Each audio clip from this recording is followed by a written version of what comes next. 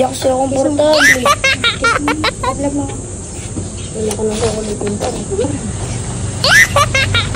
Hello mga mamis, eto na nga yung first day of school, kaya naman ito antok na antok pa talaga ako. Ano ba naman kasi maaga nga talaga akong nag-alarm para nga magawan ko ng masarap na baon si Kyle. Konting unat-unat nga lang, tapos gawa na kaagad para hindi malate si Kyle. Ay, itong snacks na gagawin ko, ito talaga yung request ni Kyle dahil tinatanong ko na nga muna siya bago ako gumawa. Mahirap kasi yung ipapabaon ko sa kanya pero hindi naman niya kakainin. Kaya naman, pag ako talaga yung gumagawa, kailangan alam talaga ni Kyle para naman maubos niya talaga. Sa maliit naman ko nga, naglagay na nga ako ng ketchup at mayonnaise. Inalo ko na nga din pala dito yung hot sauce. Inix ko nga lang siya, tapos naglagay na nga din pala ako dito sa tinapay ni Kyle. Mini burger nga yung gagawin ko sa kanya, tapos naglagay na ako ng favorite ni Kyle na lettuce. Ilagay ko na nga din pala dito yung beef patty. Na-miss ko talagang gawin to dahil parang 2 months din talaga akong hindi gumawa netong snacks ni Kyle. Alis sa fruits naman, naglagay nga lang ako ng 3 pieces strawberry. Favorite nga din pala ni Kyle itong chicharon ni Mang Juan, kaya naman naglagay na nga talaga ako dito sa may bento niya. Dinamihan ko na nga para talaga mabusog si Kyle. Marami pang ang lettuce dito, kaya naman nagdagdag nga ako dito sa tabi ng ginawa kong burger. Naglagay nga din pala ako dito ng candy para naman matuwa itong si Kyle. Bali, 3 pieces nga lang tong nilagay ko dahil gustong gusto niya nga talaga yung candy na to, pero madalang ko lang talaga siyang pakainin. Ako lang ba yung gumagawa pa din ng snacks ng anak niya sa school kahit grade 5 na? Si Kyle kasi hindi talaga sanay kumain ng breakfast yan kapag maaga pa talaga. Kaya naman kapag pinapabaunan ko nga siya ng snacks niya ay marami talaga. Sa ibabaw nga, naglagay na nga din ako ng note. Dahil for sure matutuwa nga talaga tong si Kyle kapag nakita niya yung baon niya. Dito naman sa lunch bag ni Kyle, hindi na nga ako bumili ng bago dahil napakaganda pa nga talaga nitong last year na ginagamit niya. Ayaw na din kasi madalas ni Kyle nagdadala ng ganito. Paano ba naman kasi nahihirapan nga daw siya. Pero wala nga siyang choice dahil itong bento niya ay hindi nakasya sa bag niya. Akto nga 6:20 nga talaga akong natapos dito.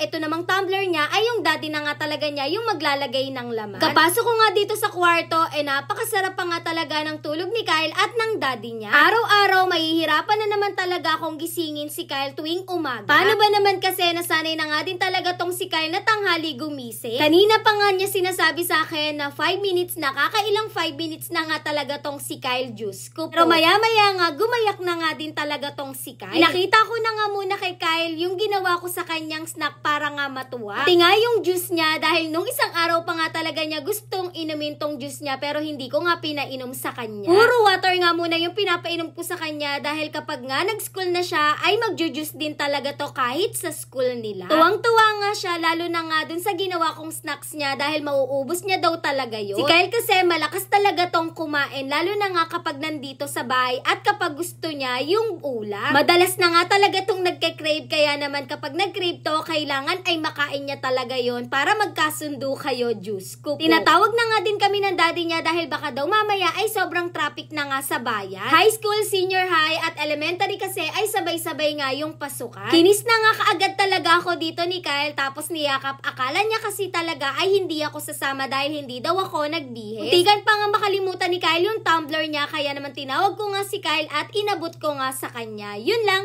Thanks for watching. Bye-bye!